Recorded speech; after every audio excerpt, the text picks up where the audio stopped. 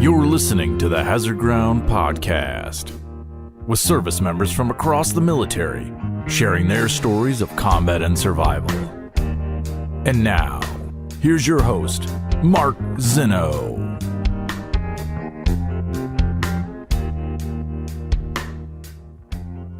Welcome into the Hazard Ground Podcast. As always, we appreciate you joining us each and every week. Before we get to this week's guest, who is a Silver Star recipient and a member of the Marine Corps, who is currently running for elected office in the state of Louisiana. We'll get to that coming up here in just a moment.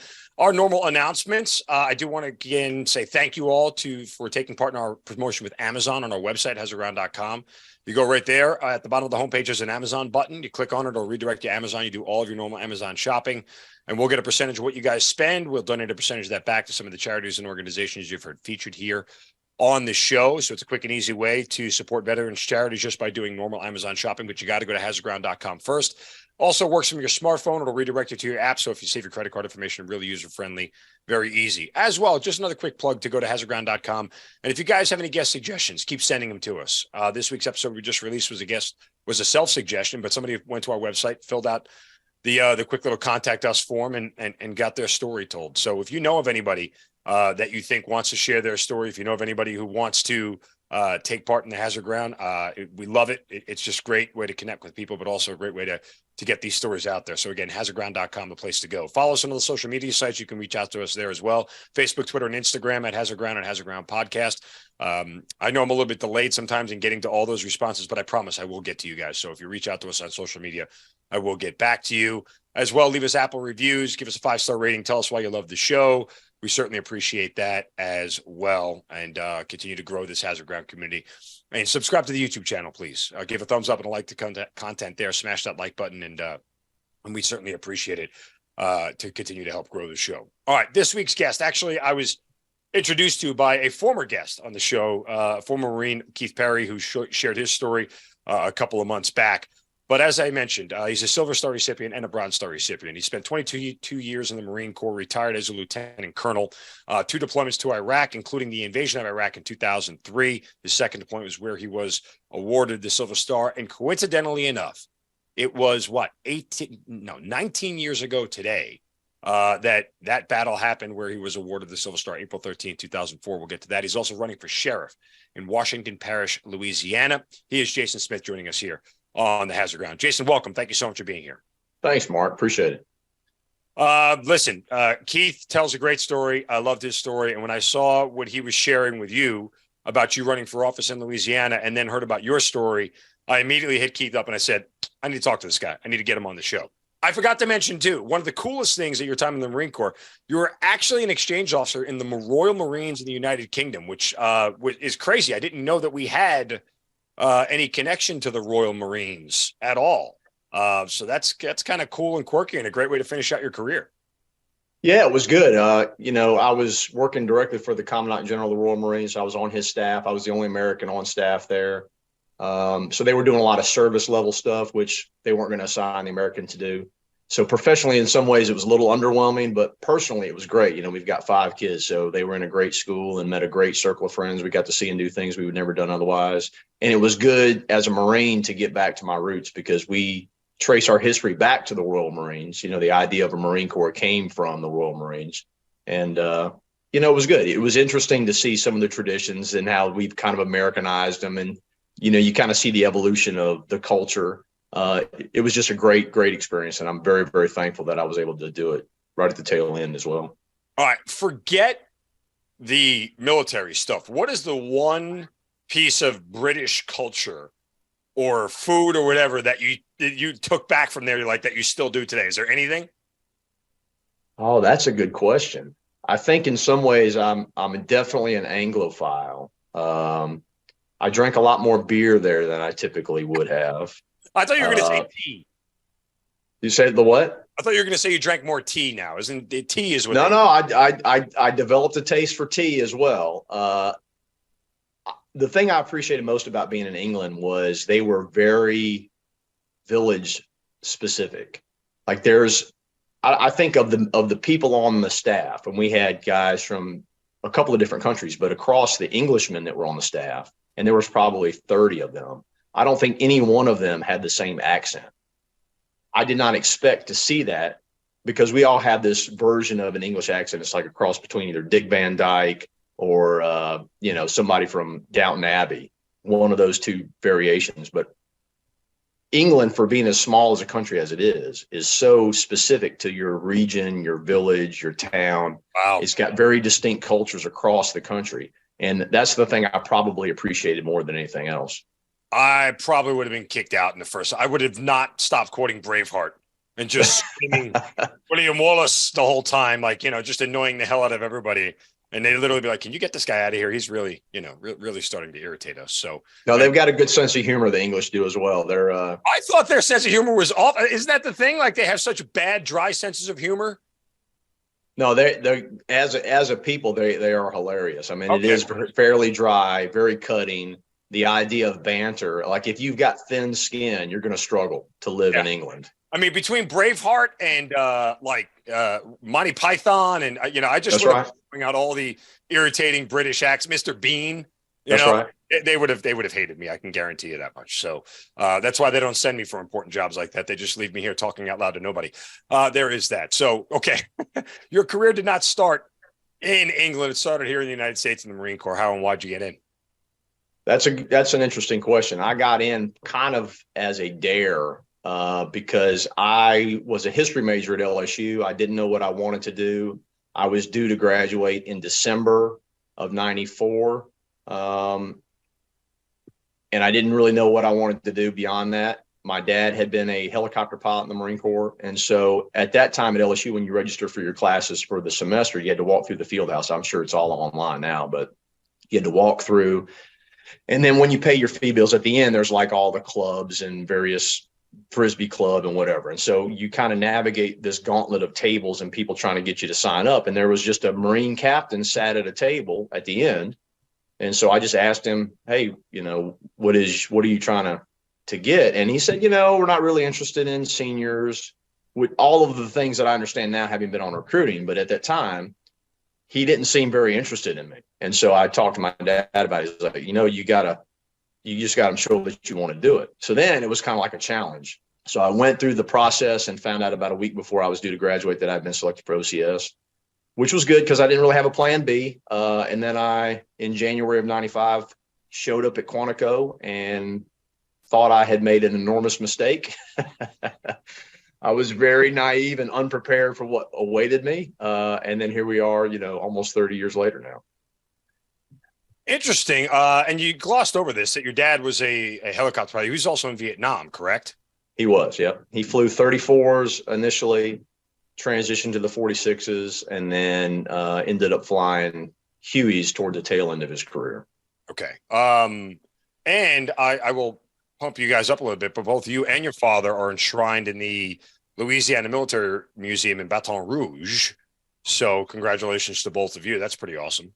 Yeah, it's pretty neat. In fact, one of my kids took a field trip to Baton Rouge, and they walked by and they were trying to convince their teacher that, "Hey, my dad and grandpa are in this case." And I'm like, that's not, you're just some kid telling the story. They're like, no, come here, take a look. And so they're, our pictures are right there. And so that's interesting. That's awesome. That's. Yeah. I mean, do you think if your dad wasn't in the Marines or in the military that you would have joined? I mean, did you have a sense of patriotism, or it was more of just one of those things, like you said, I kind of needed to figure out something to do, and this sort of fit in?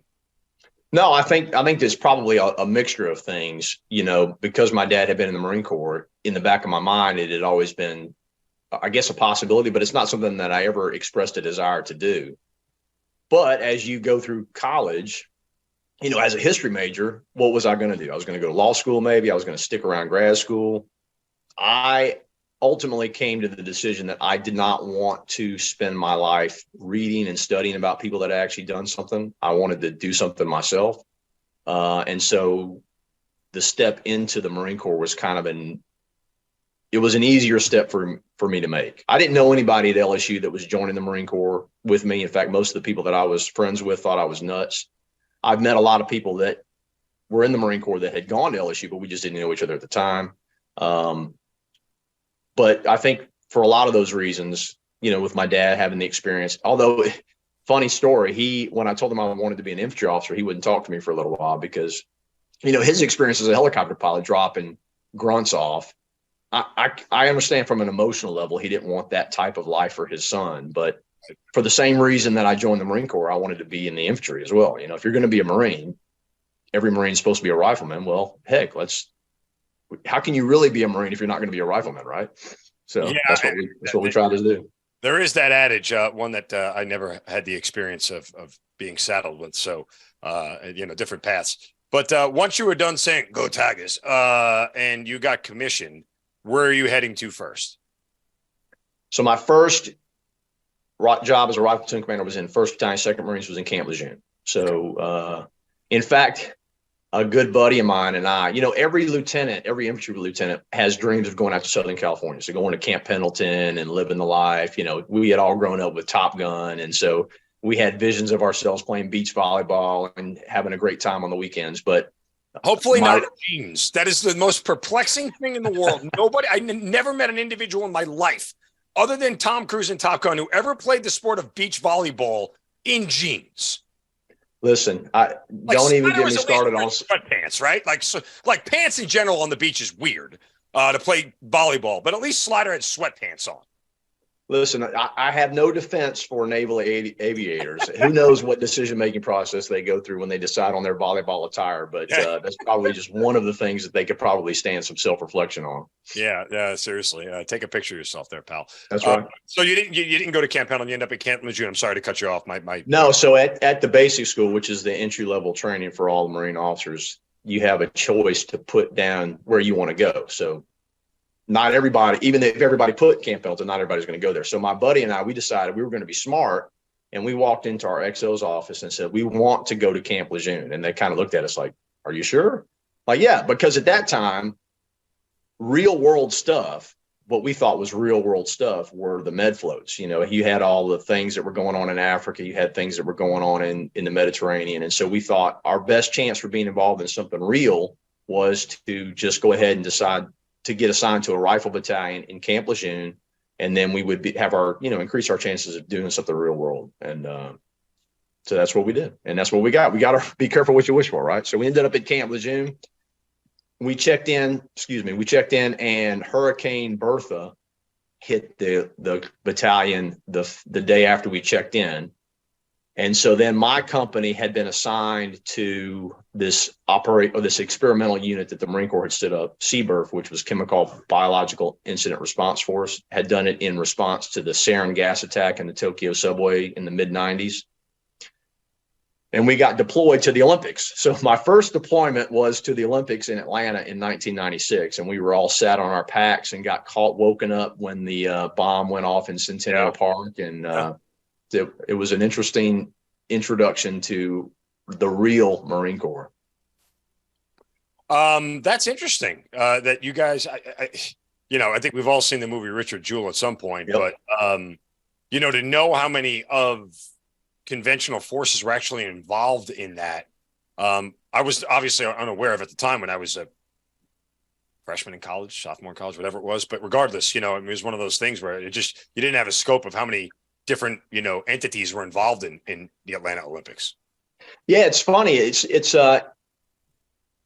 been interesting to me to watch some of these documentaries, some of these recent documentaries about events that we've lived through, but you find out a lot of the detail that you had no idea about at the time. And so even the Richard Jewell movie is a perfect example.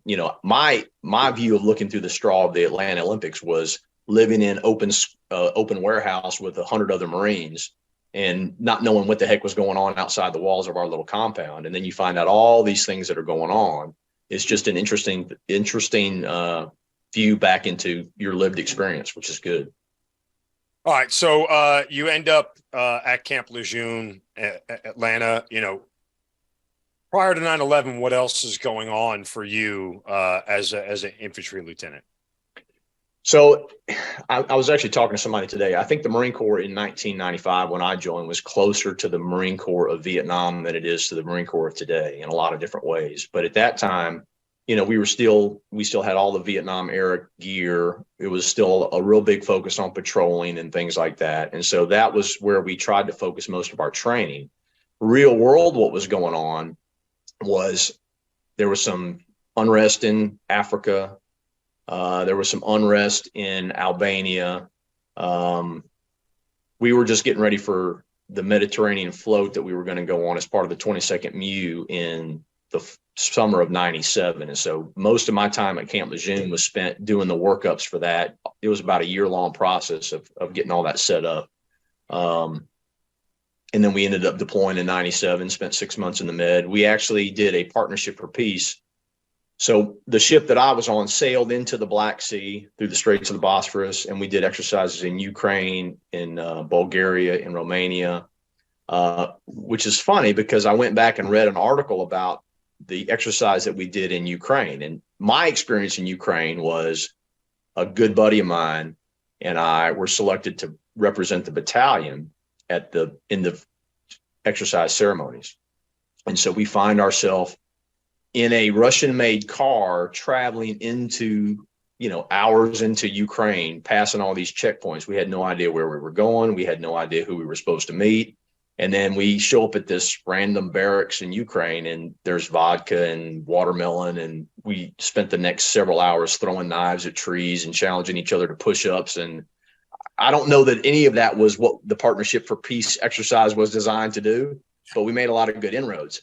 But I'm saying all that to say that when I read an article, because we were covered in U.S. News and World Report at the same time in 97, and evidently there was a lot of unrest from Russians about the fact that you had NATO doing these exercises in Ukraine. And you fast forward to today, or at least last year, and you recognize, that they've been upset about this for a while, and we just continue to do these things and pretend like, well, their concerns don't matter to us. But I'm sure that's a subject for another podcast altogether. Yeah, I don't have time for that one. Beyond that, anything else of note happened in the pre 9/11 experience in the Marine Corps? I had gotten injured at officer candidate school, so I was about 6 months behind my peer group when I got to 1st Battalion, 2nd Marines. And so when we got back from our deployment in 97, I was not going to have enough time to do another deployment with the battalion. And so I was asked by the monitor, our assigner, if I would accept orders to Bahrain to spend a year on security force duty. And so I had to go look up where Bahrain was in the world. And I eventually decided, it didn't take me very long to decide. Yeah, that's what I wanted to do. So I spent a year on security force duty there as a platoon commander and executive officer. The first night that I stood watch was the night that we launched cruise missiles into Sudan and Afghanistan as a result of the embassy bombings in Tanzania and Dar es Salaam.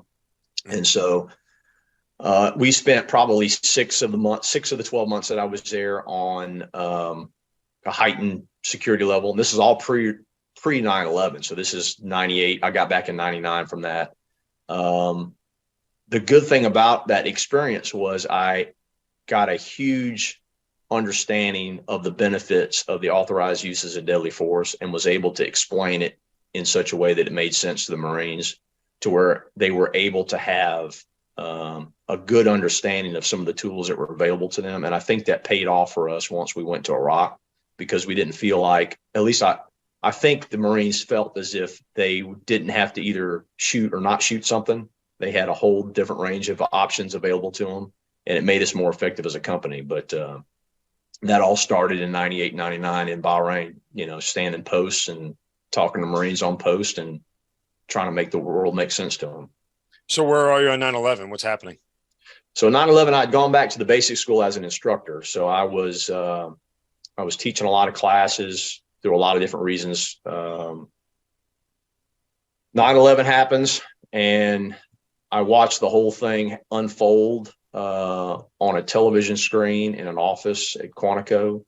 And then my former company commander, when we had done that med float in 97, just happened to be the monitor. And he called me and said, "Hey, I can put you in 1st Battalion, 5th Marines tomorrow if you want to go." This was, 9/11 happened on a Tuesday. I talked to him on Friday. And so I got orders to 1st Battalion, 5th Marines and checked in. Oh, wait, let me ask you something. Like, when it happens the day after, are you sort of like, emotions aside of the devastation of the day, but as a Marine, are you thinking, damn it, I'm stuck in this stupid training assignment. I'm not going anywhere? Yeah, there was some, I don't know how much you want to get into this. there were some personal things going on. I was actually I was somewhat suspended, I guess. There were some allegations about my performance. I was instructor of the year for the Marine Corps University. So Quantico houses all the schools for the officers at Quantico. And I had been selected as instructor of the year for Marine Corps University. But at that time in my life, I had a fairly well-deserved reputation for not suffering fools very lightly. And so I put lieutenants on the spot in class, much like you would in law school. You know, I had remembered my experience at the basic school, and I was determined not to allow people that I thought were kind of skating by to skate by. So I would put people on the spot in class. I wasn't really a screamer. I wasn't a yeller. But if you told me you didn't know in front of the entire class, I wasn't going to accept that as an answer. I was going to force you to come up with something. And a lot of people didn't like that. So I had got a reputation as somebody that wasn't very kind to lieutenants. And so we had a new commanding officer come in, and so they had heard enough rumors, and they put me to the side while they investigated this. That's why I was at the Marine Corps University Library when 9/11 happened. And so when my former company commander called me and said, "Hey, I can put you in 1-5 tomorrow," I was like, "That sounds perfect." And so once the investigation finalized and they found that there wasn't anything to this, they said, "Well, you can come back to the basic school and we'll put you in charge of hazing classes and equal opportunity classes." And I said, "You know what? I think that it would not be good for me or the school if I came back. I'm going to go ahead and accept orders to 1-5. And they said, "Fine." And that's what happened. So that's how I ended up in California. Gotcha. So you end up at Camp Pendleton, right? Yep. It all comes full circle. So all came full circle. That's right. Diabolical plan worked. That's right. With the assistance of, Osama bin Laden and a bunch of other assholes, but neither here nor there. Okay. So you end up going to 1-5. Now, do you think because you're going there, boom, you're going out somewhere right out the door? Yes. In fact, I had been told the battalion commander for 1-5 had come. The Marine Corps, anytime anybody gets selected for battalion command, they do a big conference at Quantico. And so I had met the battalion commander for 1-5, who's now General retired Padilla. And I had spoken to him, and he said, "Yeah, when you get out there, we're going to Tajikistan almost immediately." This is in early 2000. Well, this is late 2001 that we thought we were going to go. We were going to go set up an airfield, and I think it had been decided pretty early that we were going into Afghanistan. Somebody was going into Afghanistan, and we were going to support that operation. And so when I got there in October of 2001, that was what we were planning to do. And then, of course, it keeps getting pushed back, and then another month, and then another month, and then it kind of falls off the table. And so then we were shooting for a deployment to Okinawa, is what we were told. And we did go to Okinawa. We went to Iraq via Okinawa. So, but the whole thing kept getting pushed back as they were trying to convince, from a political standpoint, they were trying to convince the rest of the world to buy off on this plan. It's funny to look back on it now, how long the lead up was to this whole thing, because it feels like in retrospect that, September 11th happened, and then we were in Iraq the next month, when in reality it was 18 months later before we actually ended up there. So in that 18 months, we did a deployment to Bridgeport, did some training there. We were just essentially practicing our skills and trying to get people in the right place. The personnel system of the Marine Corps had not caught up yet with the operational requirements, because there was a lot of moving back and forth. Yeah. There was a lot of people trying to go on. That goes true, by the way, for all the entire military. That's right. If you remember the beginning of Afghanistan, and just to kind of tangentially go off here real quick, we went in there in October. By the end of December, we had leveled the damn place. Yeah. The Tora Bora Mountains were shelled for about 48 hours straight with bombs. And this is when we thought we did have bin Laden. We knew where he was. And there's a great book called Kill Bin Laden by Dalton Fury. It's a pen name for a former Green Beret who passed on, from cancer. But anyway, long story short, so there was this lull in the early part of 2002 of us still conducting high-level kinetic combat operations in Afghanistan. But we kind of just forgot about it. Like in retrospect, when I think back to it, I don't ever really remember any high level reporting. And we had some major battles going on in 2002, all throughout Afghanistan. But politically, in the middle of 2002, we had the discussion of Iraq and weapons of mass destruction had taken full hold of the narrative and conversation surrounding the war. So, I say all that to kind of lead in what you were talking about like, we think we just got, it was in our world, as far as train up and get ready and go, it was hurry up and wait for all the military. It's like, okay, where we're going, and then, okay, now we may be going to Iraq all of a sudden gets into the conversation. Yeah. It's funny that the feeling of some guys that they had missed the war already, like in 2002, was palpable. And you look back on it, you chuckle at it. Little did we know. Yeah. You look back on it now and you're like, I can even remember telling lieutenants, when we finally got to Iraq, and I don't remember how the discussion came up, but essentially that we were going to have a hard time relating to some of our friends because we were going to be in the initial invasion and they were going to miss out, and the fact that we had no idea that the war was going to last as long as it did. And not only was everybody going to get a shot at it, but they were going to get multiple shots at it. Yeah, exactly. I'm not sure that's probably a good thing, but again, subject for another podcast. Exactly. Best laid plans, right? Without the plan for the end. Yeah, there you go. Okay. So when do you actually find out that you're going to Iraq? Like when do you, I mean, obviously you're in the invasion, as I said at the top of the show, but when do you start hearing, okay, 1-5 is now shifting? That's a good question. And I'm not sure I can pinpoint it. It's almost like trying to decide when you were grown up, like just one day you were. I can remember a lot of people talking about it from early on, that all these rumors that, 1-5 is going to be part of RCT-5 and we're all going to Iraq. It was obvious that it was going to be a big operation and that we're going to need a lot of battalions. And so even though that we had been scheduled to go to Okinawa to relieve, I think it was 2nd Battalion, 4th Marines, who actually got the short end of the stick on that because they had to spend 13 months of a 6-month deployment in Okinawa while we went to Iraq. So I guess that's a long answer. That's not really an answer to your question. I don't know when I found out that 1-5 was going to be part of it. I just always assumed that it would be, just because that's the way people were talking. I think General Dunford, who had a lot of stroke, was probably pretty influential in keeping his regiment together and not piecemealing it with different battalions who he did not have a working relationship with. And I think that probably more than anything resulted in 1-5 being part of, because we were scheduled to go to Okinawa. So I think that was probably more than anything what was responsible for us being part of the initial invasion. I'll rephrase the question. When do you start getting the plans for the invasion and what you're going to do? Oh, that was probably summer of 2002. Yep. Because March of 2002. Summer of 2002. Yeah. Okay.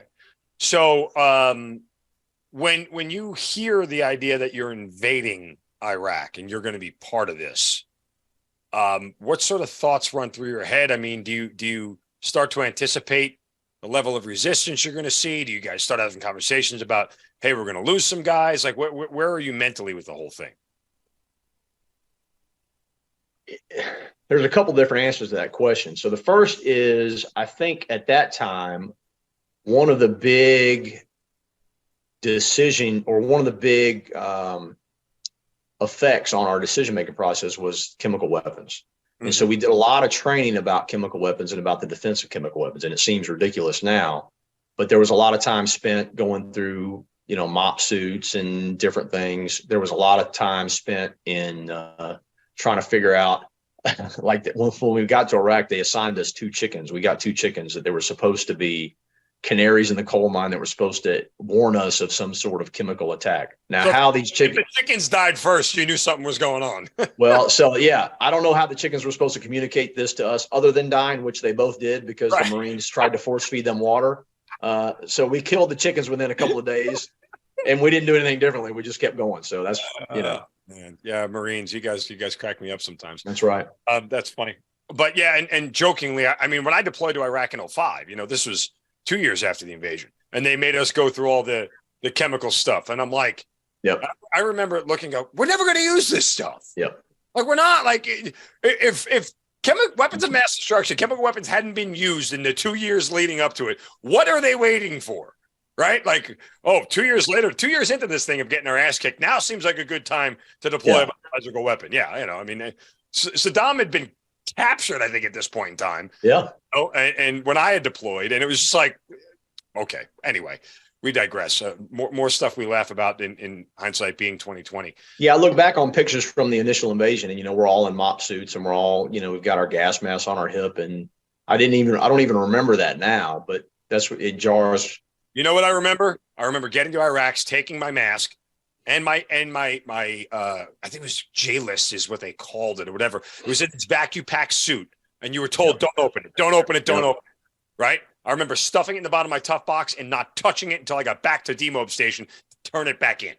I didn't touch it. Like, I never even wore it anywhere, not once. Was there ever a thought like, hey, bring your mask? That's what I did with it. So when do you get to Kuwait for the invasion? When? Yeah. We got there in probably the end of February, 1st of March in 2003.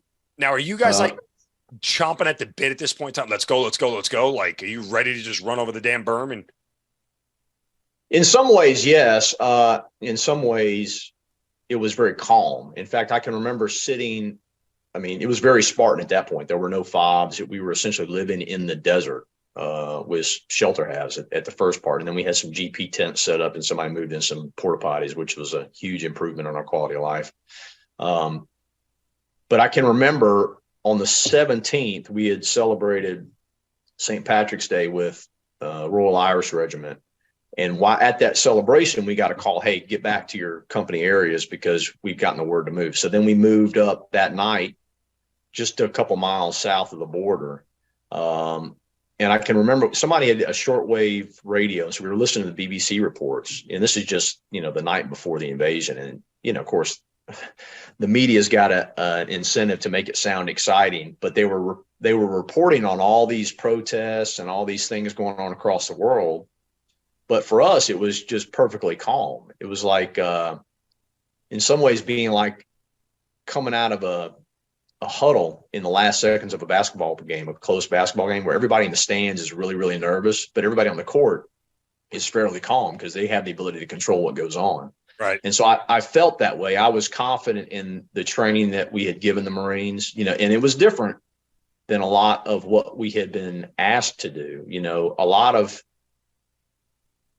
We had been kind of ostracized in some ways because a lot of the officers in the battalion had wanted to focus on a lot of the conventional type training, lots of fire support stuff, lots of combined arms stuff, very little on the use of force, very little on what I thought was going to be in front of us. Like, I did not expect the Iraqis to put up a huge amount of defense. I figured they would probably, because that was our strength, right? They're not going to be the Russian army trying to fight us toe to toe because they just couldn't do it. Sure. But I felt like they would try to do what people had tried to do the U.S. military, work against us and use their strengths to our disadvantage. And so we were going to be faced with a lot of small arms attacks or a lot of people who we weren't sure if they were the enemy or not. And that's exactly what it turned out to be. I don't even remember what your original question was. I just went off on a rant for a second. One more question on the pre-invasion, because I just remember me as a captain when I had gotten to Iraq, and now as a colonel, you learn as you go through your career. Yep. See things from a different picture. I mean, you work tactically, then as you grow, you go operationally, and then you go strategically. And when you see things from a strategic vantage point, you understand things operationally and tactically a little bit better. I say all that to say, did you get a full grasp of how big the plan was for the invasion? And did it overwhelm you? Because I know me, like, I would be like, holy shit, like, all this is going on at the same time. How is all this going to coordinate and work? Like, I know you just focus on your piece of the pie, right? Like, that's what you do as a leader. Hey, I can't worry about that with their, I focus on my piece of the pie, but there's always some synchronization on a movement that big. Did you get a full understanding of how big this invasion was and what was going on all at the same time? Not really. I mean, we had sat through lots of briefs, division briefs. I can remember going to a division orders brief where we had a huge terrain model set up. And most of that stuff I wasn't even really interested in because I knew, to your point, I've got to make sure that Bravo Company 1-5 does what we're supposed to do. And I can't do that if I'm worried about all this other stuff. Right. So, I mean, that quote from Robert E. Lee is pretty appropriate, that people will grow fond of war, but because it's so horrible, we don't. But the reason it's appealing is because life becomes very simple. Like, I don't have to worry about anything else. I just got to worry about what's right in front of me. And what was right in front of me was we had been tasked with securing the first gas oil separation platforms in Iraq. And so we had gone in and secured those objectives. But that whole lead up, from the summer of 2002 to March of 2003, where we had talked about the plan ad nauseum and gone over it and gone over it and gone over it. I mean, it is true. Everybody's got a plan until they get punched in the mouth. So once we crossed the border, it was like descending into one of the outer rings of hell. Everything was on fire. It was pitch black. There was black smoke everywhere. Guys are coming up out of the ground, coming up with their hands up in the air, trying to surrender to us. It was like nothing. Like, I don't remember anybody talking about that during the orders process. You know what I'm saying? But you just got to remember to try to keep the Marines on. Like, we're not going to go out and shoot everybody. Let's try to do what we need to do and make it safe. And so as the sun came up on the 21st or 2nd, whatever the day after the initial invasion was, I felt like we were in a pretty good place. And of course, then from that point, once we secured those first objectives, then it just became about trying to figure out. And this was much more difficult for the staff officers of the battalion, because then you really did have to coordinate the movement of all these different people up the few roads from the southern part of Iraq up into Baghdad, because that's where we knew we were eventually going. Well, and again, it's like the plan is always for the assault and the attack. And we all know once you secure the objective, we just secured the objective, but nobody plans beyond secure the objective, right? Like, that's right. We just call back, okay, we have objective secure. Now what? Okay, well, now the staff officers have to all figure out what is what. That's right. Sit reps in and everything else. So you kind of have this massive lull after everything happens. Once you guys had gotten your objective secure, did you think that it was turn around and go back time? Like, what's kind of going through your mind at that point in time? No, I think there was just an anticipation of, okay, now what? We knew we were going to move up into Baghdad, but we weren't sure exactly how that was going to work, who was going to be the lead battalion, which regiment was going to take the lead. And then you're presented with all these other things. Like, there was a huge sandstorm at one point where, visibility was zero, and people you're just trying to keep everybody together. You're not even worried about where the enemy is because you don't even know where you are. There was a lull as we waited for logistics to catch up. I think we were outside of Diwania, and there was an operational pause, and then it's there's just the human things, like, okay, the first mail call in a month, and you've got Marines that are puking their guts out because they're trying to gorge themselves on candies and cookies and things that they hadn't eaten in 6 weeks' time. And you're also just trying to figure out what is the next objective, because I don't remember, after the first objective, as we crossed the border, we were given the objective to secure the bridge across the Saddam Canal. I think that was our next battalion objective. So there was some substantial movement to get to that point.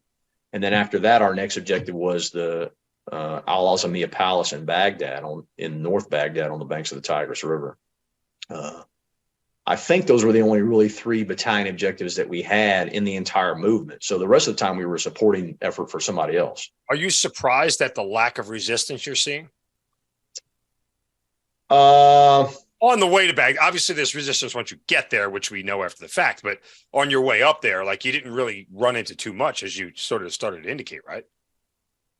No, we didn't run into too much. I mean, we took some initial resistance going into the first objective, and we took some small resistance going across the Saddam Canal. It's hard for me to answer that question because I don't know exactly what I expected. I think on some level I expected resistance. It was hard for me to gauge how much it was going to be, and you never can really put your mind in somebody else's shoe, or put yourself in somebody else's place. In retrospect, it seems perfectly clear that they were not going to resist. I'd have to go back and think about what I actually thought about at the time. I didn't think there was going to be a huge amount of resistance, but I don't know if that's an answer to your question or not. No, listen, again, I'm not. You can't remember every detail. That's fine. I'm not expecting you to. Just some things stick out more than others. So once you guys descend on Baghdad and you start to secure that whole area, if I recall, Marines are on the west side of Baghdad. Is that right? Is that where we were on the east side? You were on the east side. Okay, yeah. Anyway, I mean, we could have transitioned, but we went into we crossed the Tigris and then went up the east side of Baghdad and actually went into Saddam City when it was still called Saddam City.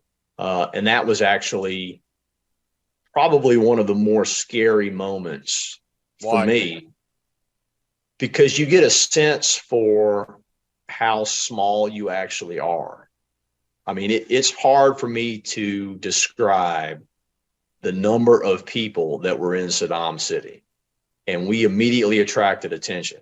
And you could see the fear in some of the Marines' eyes, because it was obvious that if this crowd of people, and I think crowd is probably doing it a disservice. It was a horde, a mass, an enormous amount of people. If they had decided to come after us, they could have wiped us out pretty easily.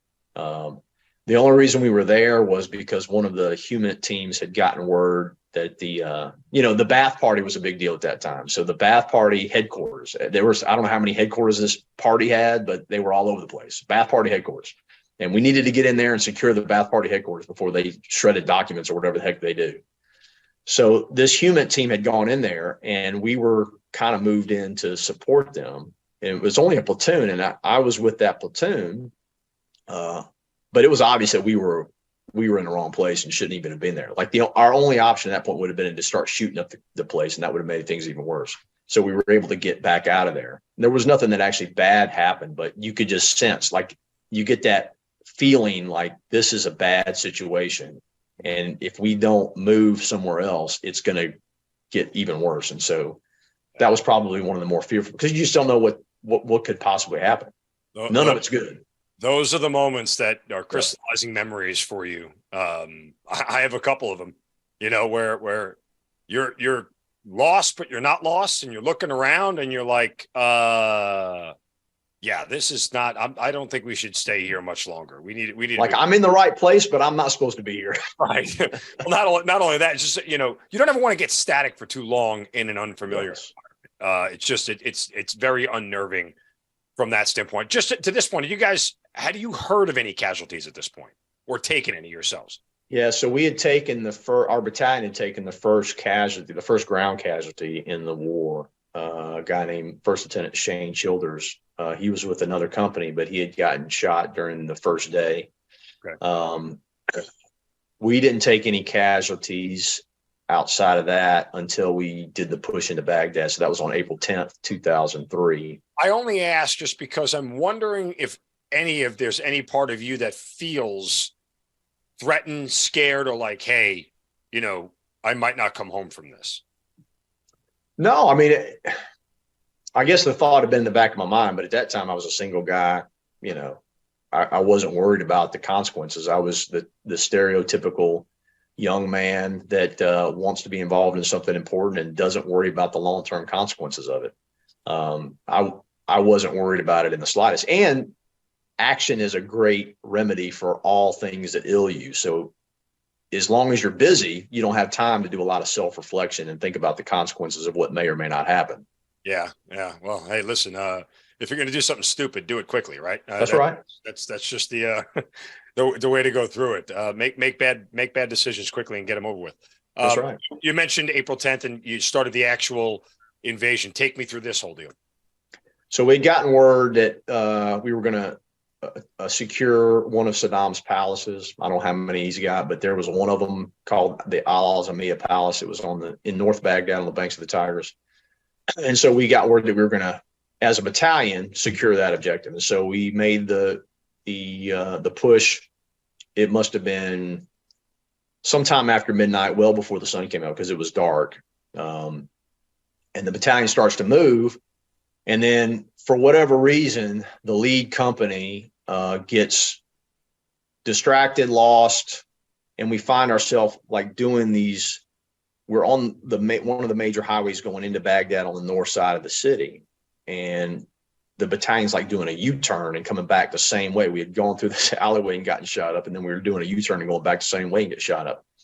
And so, you know, I knew where we were, and I could see where the objective was. I was following along here. And so I just basically diverted the company toward the objective while the battalion was trying to sort itself out. And so we were the first to the objective.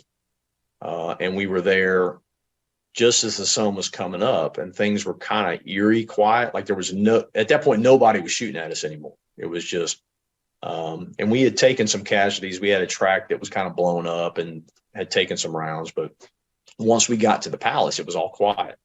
And so we're in front of the palace gates, and it's only my company now. So we're like, okay, I guess we need to go ahead and secure this thing. Do we knock the gates down? Do we blow up the gates? What do we do? We can't sit here too long because, like you said, if you're going to make a bad decision, you got to make it quick. And so my XO jumps off of the track and is like, hold on, sir, wait a minute. And he runs to the pedestrian gate. He just opens the gate and walks in and unlocks the gate from the inside. And so we just go in. There wasn't anybody there. I got a brilliant idea. Let's just use the door. That's right. So I'd like to say that it was this dramatic, you know, climatic scene of a movie where, you know, that we're bringing the American flag in and people are not letting it hit the ground and we're climbing over each other to get inside. But he just walked up to the gate and opened it up. Well, man, listen, everything's worth a shot if you give it a try. That's right. So once you get in there, like when do you actually start seeing your first real taste of true combat? Well, if I'm honest, that was probably Fallujah in 2004. But on that deployment, we had some guys we had one of the companies that had come in and started shooting up the place, even though we were the only ones there. So I was trying to run them down. That we had taken a casualty. One of the other companies had taken a casualty later on that day. We had gotten word that Saddam was holed up in a house just outside the palace. And so they had made a push there. And, at that point, it's hard to remember. We still had light skinned Humvees, we didn't have up armored things. And so they went out there in just a regular Humvee, and one of the gunnery sergeants had been shot and killed. We had taken some casualties in the company from the track that had gotten blown up. So we had to medevac some guys. We didn't lose any Marines killed in Bravo Company during that first deployment, but we had several that had been wounded. As you're going through all this, is there a sense of, for you, like, this is what I came here to do? I'm sort of fulfilling what I thought I was, the Marine I wanted to be. I mean, I know you're not thinking about it in that moment, but in retrospect. Ooh, that's a good question. I can remember, I kept a journal as we went through this thing. And I can remember that day as we went into the palace, as the battalion is coming in and we're sorting this stuff out, I can remember this feeling coming over me like this was what you were meant to do. Because had our company not been the first to the objective, there's no telling what would have happened. I mean, you kind of think, hey, you were able to add value in this way. I don't know that I've ever had that feeling again, but I had that feeling on that day, and it seems strange to think of it. Your purpose is derived from an event where it wasn't really that dramatic. There wasn't a lot of people getting shot at, but it was just a combination of a lot of things that made me feel like, hey, this is of the things to this point in your life. This was your purpose. This is why you were here. Well, I think, again, to put it in context, because I can relate. A lot of that feeling of this is what you were meant to do comes from being given an order, being given a task, being given responsibility, accepting it, understanding it, executing it, doing it successfully, and meeting the mission requirements of the bigger picture of being a Marine, an American soldier in the American Army. All that stuff kind of trickles down into it. It's a lot of small picture things that feed into a bigger picture that give you this grand sense of accomplishment. Like, I mean, there were parts of in my deployment, and I don't know if this was what you felt in the moment, like literally just made history. Literally, whether somebody writes about it, whether there's a movie made about it, whether, there's a 60-minute documentary on it. I just took part in history. That's right. Pretty damn cool. right? Like that is a fulfilling thing. Like, I always thought of it this way. The Iraqi soldiers I work with, and the guys who trained and worked side by side with me, who saved my life, I saved theirs and everything else.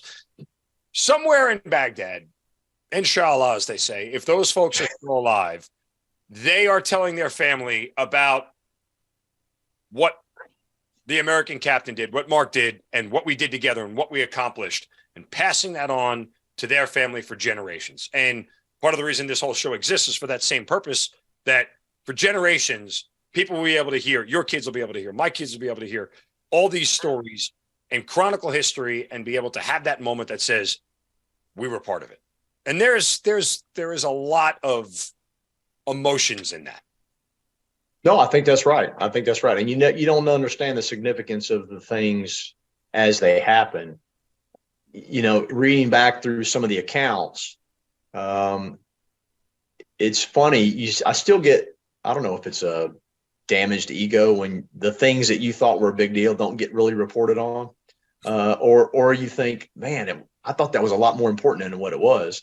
And then you start to realize that history is made by certain people that, tell their story in certain ways. And, you just take it for what it is. But to your point, regardless of how it's reported, it still happened.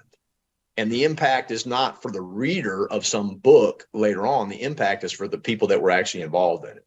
And so on that level, I'm for all of my dissatisfaction or disagreement with how our involvement in Iraq took place, I'm still very proud of the things that we did there, because we tried to add value not only to ourselves, but we tried to add value in a lot of different ways to people that we'll never even meet. And so for that, I'm proud. All right. Without fast forwarding too much, I mean, the deployment ends, everybody comes back home from Bravo Company, and you get back, did you think it was done? Like, hey, that's the last time I'm ever going to see that place? No, pretty early on, we had been told that, hey, get geared up because we're going back next year. So strangely, because I had gotten injured at officer candidate school and I was 6 months behind my peers, and I had taken over the company at the time that I took over, I was going to be the company commander again for the second deployment. And I don't know anybody else that was the company commander for two deployments like that. And so it was the same company. No, you're right. I think it's a function of the personnel system just hadn't caught up yet, because I can remember we went into that palace in Baghdad, and the next day I was told, hey, I can't remember the corporal's name, but he had gotten orders to recruiting duty. So we were going to have to fly him out of Baghdad so he could go on recruiting duty. I'm thinking, you got to be kidding me. But that was the personnel system. It was not caught up yet. So having said all that, I was going to be company commander for the second deployment. And so once we got back, we changed out all the Marines. You're going through your standard personnel rotation. I think I was the only guy in the company that had the same job for both deployments. Team leaders became squad leaders became platoon sergeants, got transferred out. The lieutenants changed. Some of them left, some of them stayed in different jobs. So the difficulty for me was looking at you guys and saying, okay, we're going to do this just like we did last year. And everyone's looking at you like, well, I don't remember how we did that because I wasn't even here. I was in a different job. So I gained a new appreciation for guys like Nick Saban, who are constantly changing out their assistant coaches, but still are able to achieve results. You know what I'm saying? Because they can't just rely on SOPs. It's like you're dealing with different personalities, and the way you communicate to them is going to be different than you did somebody else, but you're still able to get results. And so I've gained a new appreciation for that, because it wasn't as easy as it sounds. Yeah. As you get ready for the train up of this thing and you're sort of watching what is unfolding, in the big picture in Iraq and in Afghanistan, and you have this base of knowledge that you've already done this once. I mean, I have to feel like you're super confident in going back in the second time. Well, it's funny you say that, because the initial push, we had been focused on like more conventional type operations, big movements with large organizations. And we really thought we were going to be involved in some pretty significant combat. At that time in the battalion, they didn't think we were going to be doing lots of hostile use of force or authorized use of deadly force and shoot, no shoot scenarios. Right. The second deployment, we kind of thought, okay, now we're in the pacification phase, for lack of a better term. And so the shoot, no shoot scenarios, those types of things are going to take higher priority. And yet then we find ourselves in Fallujah, which was a difficult transition, which we can talk about. But I felt very confident in my level of knowledge, and because we had trained to that standard before the first deployment. So even though Marines were in different jobs, they still were looking at the world through that lens of, I've got to be discriminate in my use of force. I cannot go in there with the idea that I'm just going to get my war on and shoot up the place. I'm going in there to achieve a result, to generate a positive outcome. I'm going in there essentially to de-escalate every situation. Sometimes I may have to use force to do that, but that's our goal, essentially, is still to de-escalate the situation, which was not a perspective that everybody else had. No, and it's interesting because, again, we talked about, remember, the banner, mission accomplished, right? Yep. And jokingly before I talked about, we all had a plan until we had to exit, and we didn't have a plan. And the exit plan quickly became, well, hearts and minds, right? Yep. Let's win over the Iraqi people. Let's, because we didn't want to be seen as the aggressors. So let's win over the Iraqi people. And of course, they'll fall in love with us and embrace democracy, and the world will be a much better place. Anyway, so, that took hold very, very quickly. So it makes sense that you say that was sort of a little bit of a flip, or at least a turn strategically from what we wanted to accomplish. But had you even heard of Fallujah when you first realized you were going there on your second deployment? We had gotten some security briefs. We were taking over. The 82nd had taken responsibility for Anbar from us. Mm-hmm. And so we were going into that area of Anbar that Fallujah was in. And so in reading the briefs and, studying about the security situation, we had known Fallujah, or we had known what it was. But because the 82nd was trying to cover a huge geographical area with the limited number of people that they had, there were just places that they wouldn't go, or that they wouldn't go for long periods of time. And so I think Fallujah was one of their, I don't want to say no-go areas, but one of the areas that they would try to avoid for the most part, which is, I think, part of the reason why those Blackwater guys ran into the trouble that they did, because they went into a hard target and weren't prepared for what was awaiting them. Yeah, and I guess in parlance, that people who aren't in the military, who've never been to Iraq, would understand. Picture you will appreciate this. Louisiana as like the idea of Baghdad, and then Anbar is the idea of Texas being right next to it. Like, it's that sort of big. It's a whole province that takes up the entire western half of the country of Iraq, called Anbar. And Fallujah's right on the border, right there between Baghdad and the Anbar province. It's right there. It's the first major city you're going to hit once you cross out of Baghdad into Anbar province. And, I was there in 2005, and that's the one place I feared going. Like, when they told me I need you to go to Fallujah, that's when my pucker factor went all the way up. I mean, because all that bad stuff had already happened, Blackwater, yep. First Battle of Fallujah and everything yep. else. It was just, and at the same time, Abu Ghraib had just, took hold, and the Marines were hung from the bridge, and, it was bad place to be, to say the least. When do you get there the second time? So when do you get to Fallujah?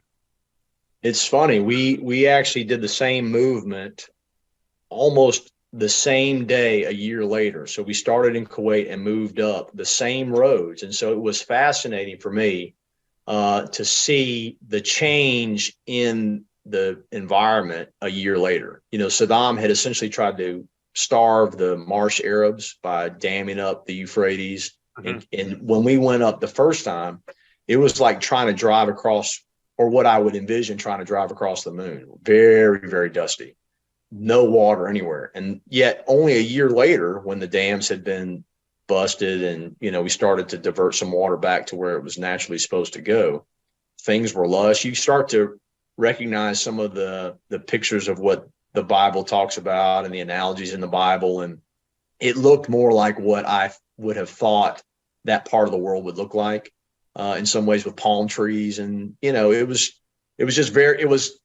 jarring. That's one of the reasons why I remembered it. So it was a year later that we made that push up into that part. We took the long way up, and, they made it up there. So once you get on ground, you're settling in. I mean, because again, if that's late March, it's, April 13th, obviously is about a month later, 3-4 weeks later. So are you settled in by the time April 13th, 2004 rolls around? No. So General Mattis, who was the division commander at the time, his plan had been to work with the local Iraqis. You know, he had spent a lot of time putting out guidance that he wanted each of the officers in the division to read. And I can remember some guys kind of taking an offense to that, like, well, the general doesn't even trust us. But a lot of the things he was putting down to us was because I think he probably had a feeling that some of his subordinates just weren't getting it.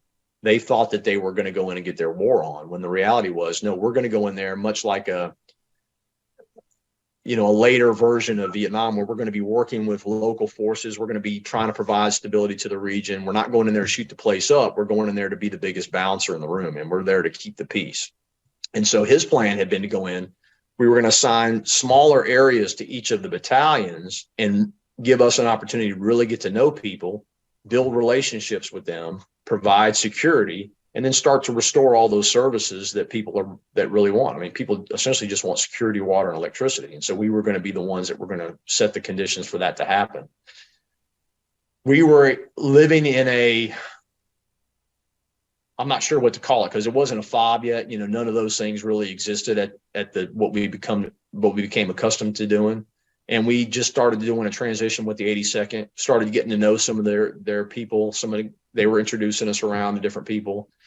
And then the guys from Blackwater get hung up, probably our second week that we're there. And then it was immediate transition. I know that General Mattis was not a fan of the plan to go into Fallujah, but we did. And so then that decision was made, and then we quickly transitioned to that type of urban assault instead of what we were originally there to do. When you make that transition, is it not that you guys are unprepared, but how much was it a sort of mental shift, mental focus? Because as we're talking about rules of engagement, shoot, don't shoot. Now we're going into an actual, assault mentality. The honest answer is it probably wasn't that hard a transition. It was more comfortable for a lot of the Marines to transition that way than it was the other way. A lot of it, because the type of environment that General Mattis was asking us to participate in requires wisdom, requires judgment, requires restraint. It requires a little bit of discipline, self-discipline. That's harder for people to do than it is to say, all right, now we're getting online and we're going in and we're going to secure this objective. It's like, okay, that's simple. I don't have to think about a lot of stuff. I'm just going to go in and do it. And so I think that there was almost a sense of relief on some people's part that we were going to go in and do this. And of course, again, you make a bad decision quickly, right? So it doesn't give you time for self-reflection. You don't think about the consequences. You don't think about, hey, what's going to happen if, we take 30% casualties. It's all about just getting the objective done. All right. So now let's come upon the morning of April 13th, 2004. To this point, are you seeing a lot of resistance? Are operations picking up? Or are you guys just kind of settling in? What's sort of a little bit of the background? I'm sorry. Could you say that again? You cut out on me. Sure. No, I said the morning leading up to the morning of April 13th, 2004. Are you guys seeing a lot of resistance? Are you in day-to-day contact with the enemy? Kind of give us the background of what is leading up to that morning. Yeah. So we had, we'd made the initial push into the southwestern corner of the city, the industrial area, and we had moved forward. And essentially what had gone on about the first week was we'd meet resistance. We'd get into a firefight. They would back off. We'd hold tight. And then in the nighttime, we would kind of move forward, because the Iraqis at that time weren't doing anything at night. Most of the people in the world don't do anything at night. So we were able to use our technology to kind of secure a foothold. And then the sun would come up. They'd realize that we were closer. There'd be a big firefight, and then they'd back off. And so we were kind of inching our way into the city. And I can't remember any of the phase lines or routes because they've changed a couple of times. But then there was an operational pause as I find out later that there was some negative publicity about a hospital being bombed. And so politically, the decision was made, hey, we got to solve this. We got to have some negotiations. And so as a result, we were told that we couldn't move on offensive actions. Unfortunately, nobody told the guys on the other side what our plans were. And so they just kept shooting at us, which is, understandable. And we had taken a place that we were calling Shithead Alley, because it was an alley that was a couple blocks ahead of us. And that's where all those guys were kind of congregating. We had one of our lieutenants had been killed. We had taken some casualties, I think on the 9th or 10th of April. And so we had some positions out forward that we were trying to resupply. So on the 13th, I get a call to go back to the battalion area for, I can't even remember why.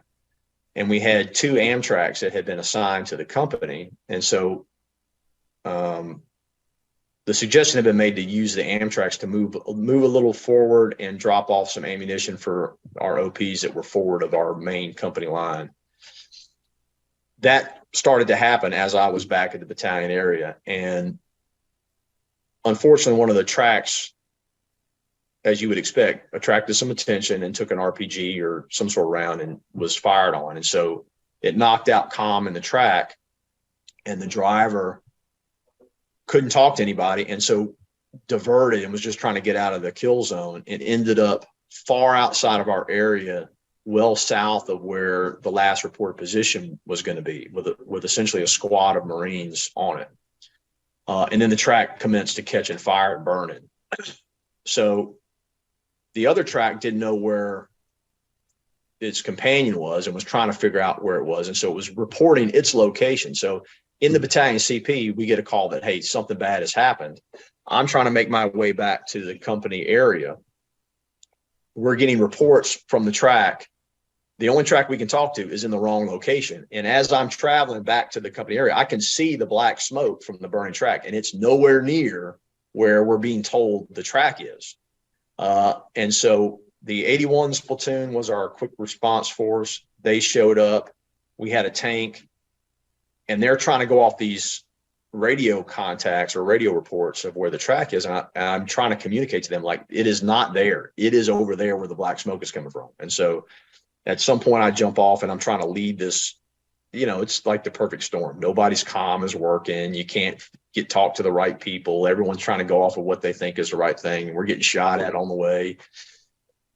So we end up, it was my first sergeant, myself, a couple other Marines, and we kind of end up in front of this column moving to the track. And I can see, all the houses in that part of Fallujah were these compound type structures where they have high walls and gates. And the gate to one of these places is open, and there's a couple of guys, maybe one guy, laying in the gate. And so I'm like, well, that's got to be where the Marines are, because I can see the track now. The track is off, maybe a couple hundred yards away. But the Marines, as soon as they got out of the track, fought their way into this house. And so I run in, jump over the guy, who thankfully was dead and didn't try to shoot me. But then the Marines were all standing there with their rifles pointed at me. So luckily they didn't shoot me either. So then we kind of arranged the defense. We got a situation. We figured out what the situation was. We had one of the lieutenants was very severely wounded, and it became a priority to get him out. I didn't think he was going to live, but he ended up living. The Humvee that my first sergeant was in was there. And so we loaded up the casualties on the Humvee, and I had a couple Marines volunteer, and they drove it back. Then we had a tank show up. It was, one of those situations where you got 1,000 things going on, and we were trying to figure out how do we get the track back and how do we keep people from shooting at us. And I was trying to convince the battalion that, hey, I know we're not supposed to be doing offensive actions, but we can move our battalion line up to this position, because we were, several blocks now, probably 4 or 5 more blocks into the city. I was like, there's no reason for us to back up. I know the word is that we're not supposed to be attacking, but this has just kind of happened. Now let's secure this line, because I was pretty confident that we could do that with the company that was behind us. The decision was made that we were going to pull back. And so then it became a situation of, okay, how do we get all this stuff back if we're not going to stay here? And we were prepared to stay there until we were resupplied. We had been asked just to leave the track. Don't worry about it. I was like, no, we're not going to do that. So let's figure out how to do this. We've got enough ammo. We can hold out. And so we hooked the track up to the tank, and the tank pulled it back. I'm sure some tanker listening to this is probably upset that we did that. But that's what we did. And we were able to get everything back. And so, Yeah, I don't know. I don't remember what the original question was. I feel like I've gone way off topic, but listen, you're detailing the events of what eventually led to your Silver Star, but I think you're leaving out some of the amount of resistance you saw along the way. At least according to the citation you are. So I'd like to fill in some of the gaps if we can here. So when you use the smoke, the smoke to figure out where the vehicle is, once you get there, but your convoy on the way there met a lot of resistance, correct? Yep. Okay. Are you taking any other casualties at this point in time? Like how much gunfire are we talking as well? We took quite a bit of gunfire going in. I can remember, little details stand out. You see around something bounce off the ground in front of you right before you step there, little things like that. There was RPGs that, luckily for us at that time, I think most of the people that had been involved in the fighting weren't all that trained and all that experienced. And so we had, RPGs come flying past us and they didn't explode for whatever reason. Their accuracy wasn't that great. It was very apparent, though, as the convoy's pushing, they at least knew what target reference points were because they had these little cans of olive oil sat out across the road. And I didn't understand why that was there, but then it became pretty apparent. Oh, that's why it's there, because it's every time we hit one of those oil cans and then we get shot at. But yeah, we took I don't know. I'm trying to think if there were any casualties sustained on the push to the Marines. I can't honestly answer that. I don't know. Now, you're encountering enough resistance that you actually get out of your vehicle and run on foot, right? Yeah. So just by the nature of it, I had been in the back in the Humvee. And so it was obvious that the person in the front was listening to radio reports for the track. So they kept trying to get back to where I knew that the Marines were not. They were trying to go to the one place that there was no trouble. But that's where the Marine on the track, he was answering the question, where are you? He thought the other track was right there. He couldn't see. He didn't know what was going on, but I could see it just because I had a different perspective. And so the only way I could communicate to them was to get out and run to the front. Of course, you're trying to get out and run to the front and then they take off. So then you run back to the vehicle, you're trying to catch up. So it was a lot of back and forth. Luckily I was a big runner at that time, so I was in a little bit better shape, but, we finally get up to the front, and I was trying to convince them, no, we need to go this way. Are you being shot at as you're running back and forth on the street? Yeah, I mean, yeah, but it wasn't very accurate, but yeah, there were some shots going back and forth. Okay, so, I mean, did anybody say to you after the first time you ran and they got back, sir, stay in the vehicle? I don't know. That's a good question. I don't honestly know. My radio man, and I had taken his rifle because I figured if I was going to run, at that point I was just carrying a pistol, and so I figured I might need a rifle to do something. So I took his rifle, and he stayed in the Humvee because Lord knows he didn't want to be running back and forth with the radio like that. And I was just trying to get to the front of the column so I could communicate to them in person. And then my first sergeant did the same thing. He jumped off and was like, "Hey, you can't go by yourself." I think that was probably the only thing he told me. He was like, "Hey, you shouldn't be doing this by yourself. You need to have somebody with you." I'm like, that's fair. Okay, well, that's fair. So when you get to the front of the column and you basically are informing them what's going on, do you spend some time actually, coordinating the counterattack as well, right? You're returning fire and coordinating the counterattack. Well, the Marines in the house had already kind of set things up. Now, their platoon commander had been shot and was very severely, or had been, he had basically taken an RPG to the back of his leg. That was the lieutenant you were talking about, right? Correct. Okay. And I was afraid he was going to bleed out. So we were trying to get him medevac. But the staff sergeant that was there, Staff Sergeant Segredo, Ismail Segredo, he had already arranged the defense. And so he had already assigned Marines and he was already redistributing ammo. He had done, figured out where the ammo needed to be. And so he had that under control. So I tried to add value to the things that he wasn't able to do. Like I was communicating with battalion, trying to tell them what the situation actually was. I was the one trying to get resources available so we could tow the track back. I was the one trying to arrange for the medevac. So I was trying to add value in that way, whereas I didn't get involved too much in the defensive perimeter because he had, he was already focused on that. Yeah, but you're doing all this from an exposed position, right? Like you're not in the vehicle on the radio making all the calls. You're out on the ground with everybody. Well, no, we were inside that compound at that point. Okay, once we get in there. Okay, but it's just we're inside the house. of running. You mentioned the tank that you had to, or the, APC, whatever you want to call it, that had to be the amphibious vehicle that had to be towed back. Did you know who the deceased Marine inside the vehicle was? I did not. It was a guy named Jason Colm, but they had only been assigned to us maybe the day prior, maybe 2 days prior. In retrospect, that it might have been a little foolish to try to assign tracks to help us do a resupply, but it's tempting when you have those tools available to try to find out a use for them. I don't know if I would have done it any differently then. I think we probably would have tried to do it the same way.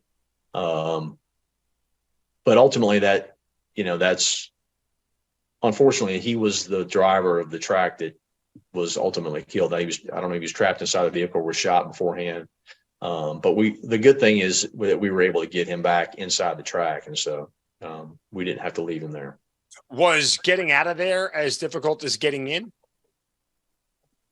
No, getting out was it was much easier because one of the things we're good at in the Marine Corps is putting up a stiff defense. And so the insurgents, once they started shooting at us, recognized that they weren't going to win that fight.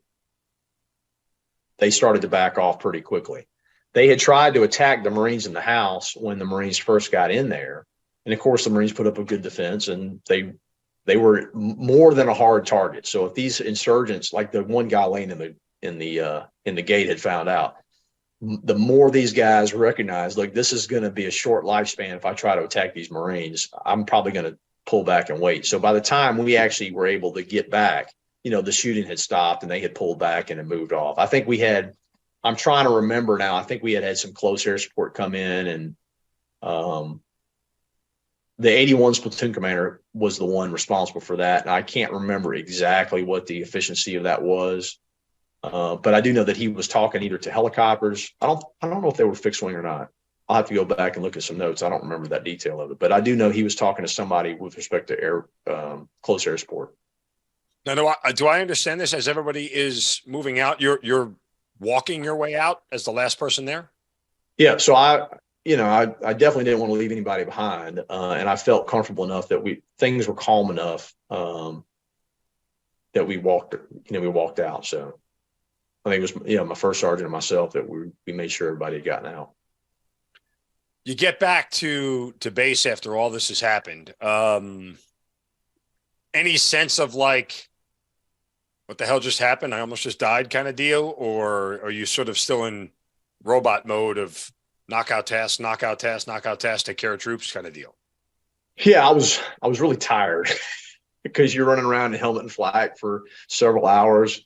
I just wanted to sit down, drink some water, and then make sure everybody else was okay. So I don't remember doing a debrief or, kind of an after action. I don't remember any of that. It was essentially, okay, what has happened?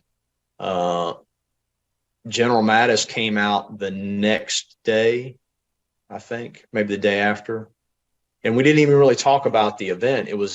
We stood on the rooftop of where our company was, and we looked off toward the Euphrates River, and he said, "Hey, see that building?" And it was kind of a tall building on the banks of the Euphrates. He said, "That's going to be your next objective. I'm going to call down in a couple of days, and that's where you're going." I said, "Okay." Yes, sir. And then we got the call the next. Did you find it odd at all that you're sitting here just having a one-on-one with the general? Yeah, it's funny. Looking back on it. Company grade officer at this point in time, like most of those engagements with the general when you're a company grade officer aren't involved with, hey, by the way, that's your next objective. Like usually the battalion commander gets that first before you do. That's right. No, but that's the type of guy General Mattis was or is. He definitely wanted to see things at the ground level. He wanted to see things from he wanted to know what that little pin on the map, what it actually looked like in reality. So he went out there and we sat and talked about the objective. And he didn't spend a lot of time there, but the good thing about it, you talk about it from a leadership perspective, is I recognized in myself the burst of energy that came from the division commander coming down and saying, "Hey, I'm going to call down here and that's your objective. I'm giving you that objective." And so not that we would have had any problem feeling responsible for accomplishing the mission, but it's hard not to feel more responsible for it when you've got the division general coming down and tasking you with it. Yeah, like that was the next thing out of my mouth as you said that.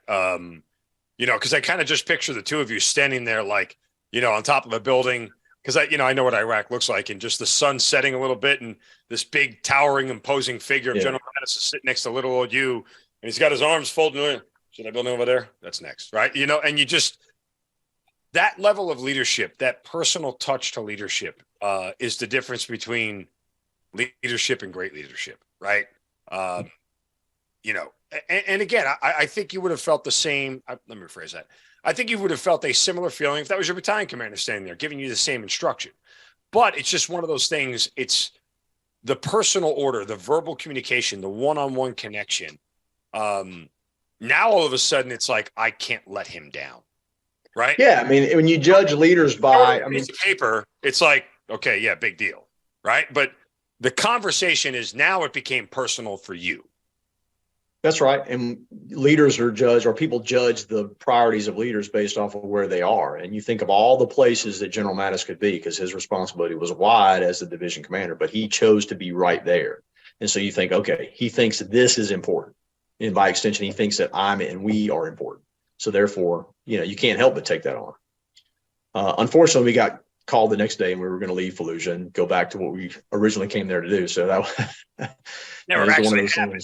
But it was a good moment. No, I listen, I think that's awesome. And again, I certainly can relate to that whole deal.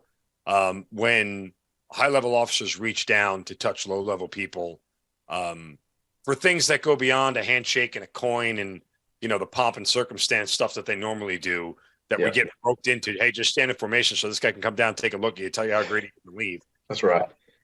The idea that someone can relate to you one-on-one, person to person, not general to captain, but just Mad Dog and Jason, right? Just right. Hanging out, I think changes the game. At least it would for me, and as you said, it did for you. When do you hear that a Silver Star is being recommended or awarded to you for the actions on April 13th, which again, coincidentally enough, is now 19 years ago?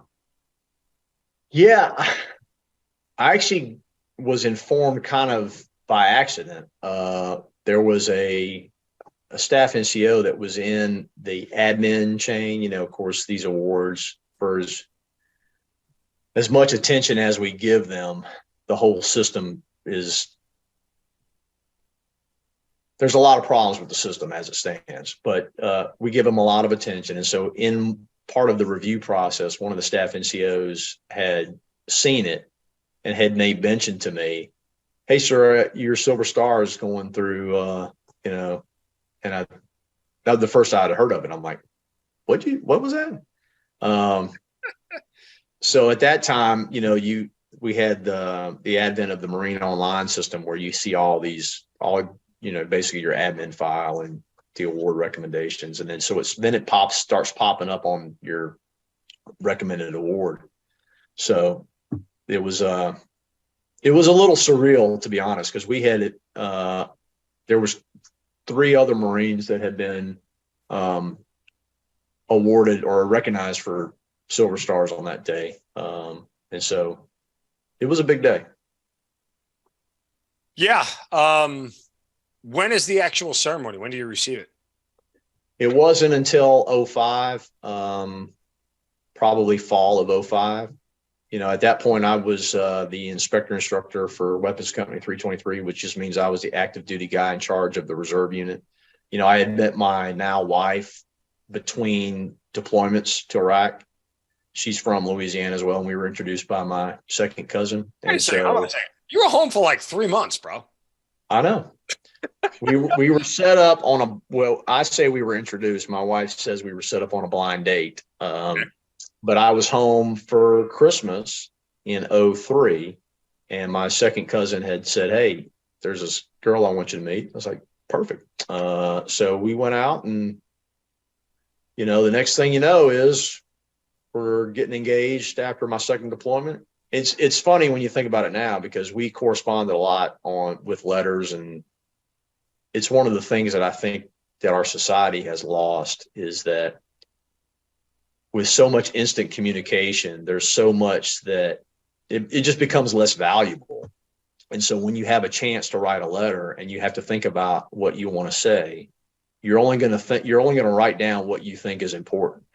And therefore the communication just becomes that much more valuable. So even though she and I weren't in the same vicinity for the first 8 months that we knew each other, we got to know each other a lot better than we would have had we just, said, "Oh, what do you want to watch on Netflix tonight?" or whatever it is, Yeah, there was no Netflix and chill back then. That's right. I hope I'd like to say evolved, but it's more like devolved. But yes. Again, another podcast episode. That's right. That's awesome. Good for you. That's great. Congratulations to you and your wife, and still together to this day. So, God bless you. Defying all odds on many fronts there, Jason. That's right. So you get awarded the Silver Star. Now, I mean, when you leave Iraq the second time, like, you had to think at this point in time, like, that's not the last time I'm going to be there. No, it's funny because I had done nothing but deployments and overseas stuff. At that point, I'd been in the Marine Corps 10 years. I'd done a med float in 1-2. I'd been on security forces for a year. I'd been to 1-5, been to Iraq twice, Okinawa.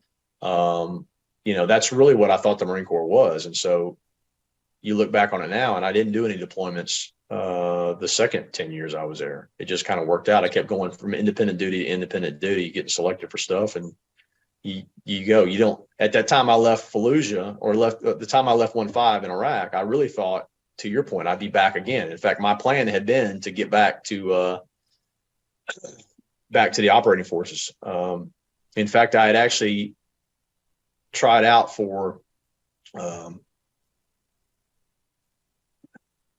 a good buddy of mine. His brother was in Delta, had said there was a shortage of officers. So when I came back to Baton Rouge, he said, "Hey, the Marine Corps is opening up the opportunity to try out." And so I went to Camp Dawson and went through their NDOC process. And I was actually dropped on the last day just because I didn't make my time hacks. But, that's what I thought the war was going to be. So I was already thinking about doing that, and it just didn't work out for me. In retrospect, it's probably the best thing that ever happened to me, because I don't know if my wife and I would still be married if I had lived that lifestyle. Literally the next question I was going to ask you. It was the next question out of my mouth was, do you think you and your wife would still be together had you kept the operational tempo up of a typical Marine? No, and sadly, I know your audience is veterans, and so a lot of guys will probably identify with this. That whole course, I was just impressed with the professionalism of it. And you don't really know anybody by name because they've given everybody a color and a number. And so at the Naval War College back in 2010, was working out in the gym, and I'd see this guy every couple of days. We'd be working out at the same time. And I was like, "Man, that guy looks familiar. Where do I know that guy from?" And he comes up to me. He was an Army officer. He came up to me and he's like, "Hey, were you in Camp Dawson?" And I was like, "Yep." That's where we knew each other. Crazy. And he goes, "Whatever happened to you? You were doing good." And I was like, "Yeah, I ran into a problem on the last thing, and I didn't make my time hack, whatever it was." And he's like, I said, "What about you?" He's like, "Well, I'm here because they needed to give me a break." And the guy looked like a shell of the guy that I remembered. Like, he just looked worn out. And you find out it was like one deployment after another. Like, how much can this guy take? And so luckily somebody recognized that we're going to send this guy to the Naval War College and give him some time to decompress for a year, because he said to me, he goes, "It's not what you think it is." I'm like, fair enough. Yeah. I mean, again, there's upsides and downsides to everything, right? Yep. Like, there's no right or wrong answer. And listen, I've interviewed people who have been on both sides of the ledger, guys who have done the 12, 13, 14 deployments and seem to be okay. And guys who have done 12 and 13, 14 and, not okay. Yep.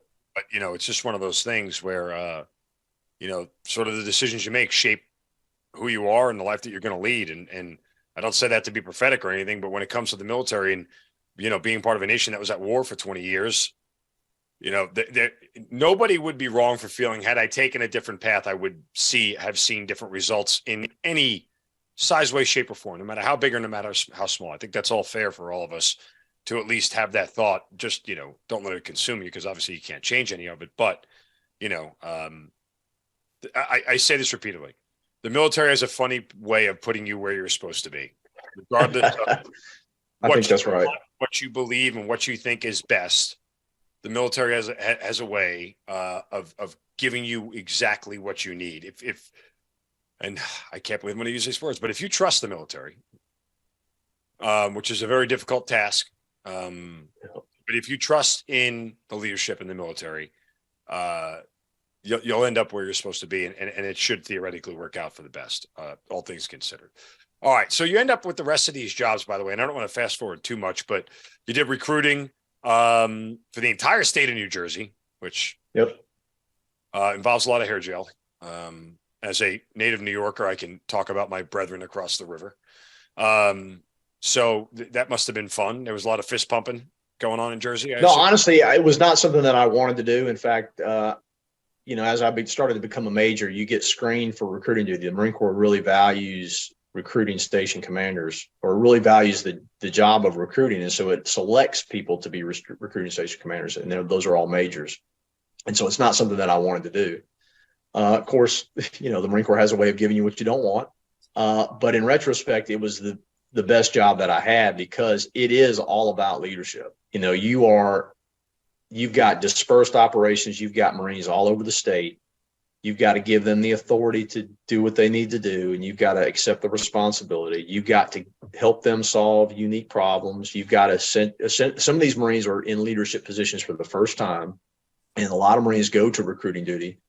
They're not cut out for it. It's essentially a sales job, and many Marines and military members join the military because they don't want to have to deal with people on that level. It becomes, life is really simple when you're wearing your salary on your collar or on your sleeve, and you've got a role that you're playing, and it's a little self-defense that comes into it. And now you've got high school students that don't care anything about what it is that you care about.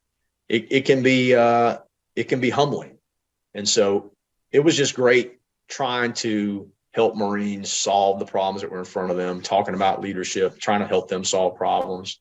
And I really love New Jersey. It gets a bad rap for, places like Newark and the Turnpike, but you find out the reason they're called a garden state for a reason. It's, most of the state is just beautiful. The people were great. I enjoyed it. It was busy. Now I'm not gonna, and it was stressful, but it was a good experience. For the first time in your life, you had good pizza and good bagels. Congratulations. That's right. There is that. I live in Georgia now, and I haven't seen a good pizza or bagel for years, unless when I go home to visit my family in New York. So there is that. And I say that with 100% certainty. So anybody would like to debate me on it, go ahead. We'll have a long conversation. Another type of podcast. You've got all kinds of ideas. It's the never-ending circle of good idea fairy. Here we go. Okay, so I just want to spend one more thing with the Royal Marines. Like, when you find out that this is where you're going to end up going, one, do you know this is your last assignment? I do not know it's my last assignment. In the back of my mind, we had thought about this. My family has a farm here in Mount Hermon, Louisiana. My parents were getting older. My wife and I, we had built a house here while we were on, my last job before going out to the UK, because we kind of figured at some point we would be here, but I wasn't sure when. I wasn't sure exactly what we wanted to do. But ultimately it got to the point where moving every couple of years became more difficult. Most things get easier the more often you do it, but moving is not one of those things, especially when you've got kids. Yeah. My parents were getting older. My wife's parents, her father had passed away, and her mother was not in the best of health. And so, you kind of want your kids to be from someplace. You want them to have a relationship with family. It was just time. I was looking at promotion to colonel and being sent to probably another school, and then life in the Pentagon, putting together PowerPoint presentations, and it just wasn't that appealing to me. And I always would tell Marines that were looking to get out of the Marine Corps, don't get out of the Marine Corps because you don't like what it is that you're doing in the Marine Corps, because that will always change. But if you're going to get out, you need to get out because there's something that you want to do that the Marine Corps cannot offer. And in my case, the thing that I wanted to do was I wanted to try to make our family's farm a viable business. I wanted it to succeed into another generation. And I did not want it to fall out of the family just because I wasn't willing to give it a go. And on some level too, the Marine Corps has a way of tempting you to identify, to have that singular role identity where you then become the colonel or you become the billet holder. And I didn't want to be that guy in the VFW that was sitting in a bar trying to convince people that he used to be important. I wanted to be able to make a break and have an identity outside the Marine Corps. And so be careful what you wish for, right? So now I'm on a farm in Louisiana trying to convince people that I used to be a Marine. Yeah, well, listen, it makes you feel any better. I have a podcast trying to convince people I'm important, so there is that. And welcome, hey, you're here. Good stuff. No, but you end up taking this job. When do you know that the position with the Royal Marines is your last? Probably about 2015. There was a couple things that just added up, and that was going to be it. And of course, the Marine Corps, you've got to go through your retirement courses and all that stuff. And so administratively, there was a lead up, and I had to make a decision. It was essentially as I was coming into zone for colonel, and I was like, "Nah, this is going to be it for me." So I just started the process. What do you miss the most about the Marine Corps at this point? The Marines. The Marines. I don't miss the organization at all. I miss it. I miss the people that I served with, and that's really no fault of the organization. You understand? I mean, it's just the nature of being in those types of organizations. The longer you stick around those organizations, the further you get away from the jobs you actually joined to do, and the more it becomes about politics, not in the Democrat versus Republican sense, but politics in the sense that you've got to work for this general or you've got to get this billet. You've got to, if you're going to stick around, there's things that you have to do in order to stick around. And those things just weren't as interesting to me as other things. So that's why I decided to go do something else. Yeah. You don't get a class early on in your military career about playing the game in the military and how, if you'd like to stick around a really long time and get to certain places, that is a critical part of doing it. Sometimes being passionate and desiring to do what is right leads to outcomes that are less than favorable in big picture terms at times, which is sad. Yeah, but to your point too, like if you trust the military has a way of putting people in the jobs that they're meant to do. And right. Being a general officer is a skill unto itself. Like there are certain guys that are cut out for this and certain guys are not. I just didn't think that I was. And it's not because I'm better than them. It's because we're just different. They've got the ability to do things. I've got a good friend of mine that's now a brigadier general, and he's going to go far in the Marine Corps, but his personality is a lot more suited to that than mine is. Well, it's just the way it is. And again, this is another podcast, but I would argue that there is a lack of diversity in personality at the general officer level to its detriment. There is not enough diversity of thought. There is not enough difference of opinion. There is not enough people who are willing to try and do different things to net a different result instead of leaving the people who are at the power switch in power. Like that to me is a problem that needs to be addressed at the highest levels of the military. And we need to figure out a way to welcome in personalities that might not otherwise be there, because guess what? We are an ever-changing, ever-evolving force. And the folks who hold those positions now grew up in a different military. They came up a different way. They trained differently. They did everything differently. And yet they're the ones deciding the future for many people who are 20, 30 years their junior. You got to bridge the gap. And you only do that with diversity of thought. Listen, you are starting a whole different series of podcasts where you get into this theory, but essentially you're right. If you look at political elite theory, the health of a society or the health of an organization is how easily it is for other people to enter the level of elites. And if you only are taking a certain type of person, that's the risk you run with any large organization, right? The people that have succeeded in that organization are the ones that are going to succeed in that organization. So they're the ones that are going to be at the top of whatever selection process you come through. But if you make it hard for other people to get in, then it's a dying organization. And it's just the way that it is. I have had to learn the hard way that the only people who let you behind the velvet ropes are the people behind the velvet ropes. Funny how that works. Yeah. It's not a cover charge either. You just have to there's a part of me that might be a little bit bitter about that, but I put my head on my pillow knowing two things. My integrity is impeccable, and nobody outperformed me ever, period. Like, it was never a performance issue. It's never been a performance issue. It's always, always, always been about personality. Good, bad, or indifferent. That's the way it is. That's the way it is. That's right. And that's okay. And I've had to learn and face the fact that, and one of the toughest lessons I had to learn is, so you're not going to be a general. You didn't fail, right? Like, you and I retiring as 05s and 06s doesn't mean we failed at anything. You didn't. You just, the ride came to an end. It's time to get off. Go wait on another one. Listen, but that mentality is, I ran into a guy that he and I were the same. We were instructors at the basic school, and I ran into him just a couple of years ago. And he retired as an 05. And he spent the first few minutes of the conversation trying to convince me that he retired as an 05, but it's okay. And it wasn't his fault. And, it was just a strange conversation to have with somebody. I was like, man, I know who you are. Like, you don't have to convince me that you failed or that you didn't fail because you retired as an 05. That's not what we're here to do. It's just an interesting theory. You even look at the pyramid structure of the military. It's like the default position should not be that everyone is slated to be the commandant of the Marine Corps. And if they 100%. Don't, they're going to fail. Like, some people, the pyramid structure exists for a reason.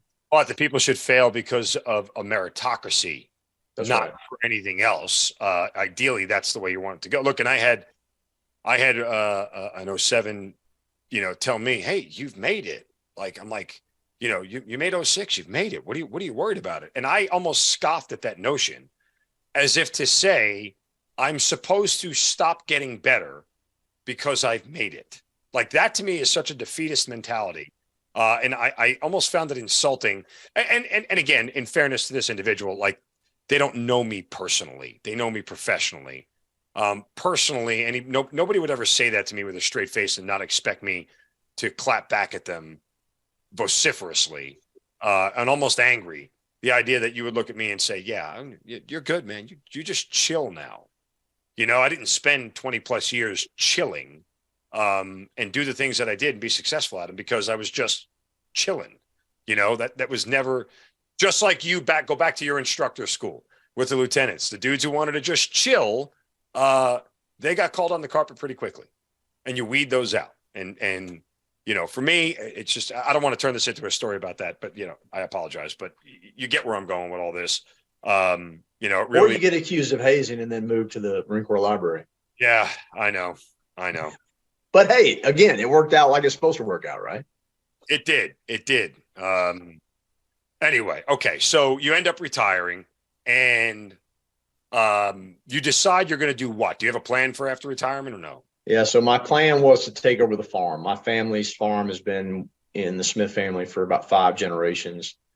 My sister, while we were in the UK, started being interested in genealogy and started researching how the farm got established. And, she researched and found the actual land grant that my great-great-grandfather had gotten from the U.S. government. This part of Louisiana had been owned by the Spanish and then owned by the British, and then it's called the Florida Parish. So at one time was part of Florida, as it extended all the way to the Mississippi River. So as the United States got control of it and was trying to figure out who owned what, they started passing out land grants. So my great-great-grandfather was the one that actually got the land that we were already on in his name. It's gone through a couple different iterations. At one time it was just timber, and this area was big in the timber industry in the late 19th century. Then it kind of transitioned to subsistence farming and some dairy farming. It was big in the dairy world while my dad was a kid. And then we started raising beef cows. So when my dad went off to college and then joined the Marine Corps, my grandfather sold out of the dairy and started raising beef cows, which is what we've done up until I got back in 2016. Well, we still raise beef cows, but I recognized that if we were going to survive, we had to change the model that most farms buy into, which is that you buy everything retail and sell everything wholesale. Most of the farms in America are essentially commodity production type farms where the middleman sets the price and you take what you take. I wanted to be able to set my own prices for stuff. And so we decided we were going to start selling meat directly to customers in restaurants. I went through the process of getting our label approved by the USDA. There was a USDA slaughterhouse just across the border in Mississippi. So we started getting meat processed there probably in 2018, 2019. I've changed a lot of things on the production side too, to try to limit our costs. A lot of electrified fencing. I bought into an intensive grazing type model where we're going to move animals every day and allow the soil to rest, or allow the forage to rest, soil to regenerate. And then, some guy eats a bat in China and the world shuts down in 2020 and our business picks up. People are more interested in knowing where their food came from. And so, I don't want to skip ahead, but that's ultimately what put us in the crosshairs of our sheriff here in Washington Parish. Well, that was kind of where I was going next. Regardless, how does this lead you to all you wanted to do is make a good steak, and now all of a sudden we're running for office here?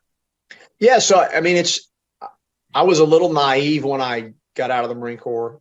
Like we talked about before, I got out of the Marine Corps essentially to stay away from politics. And I just moved back home.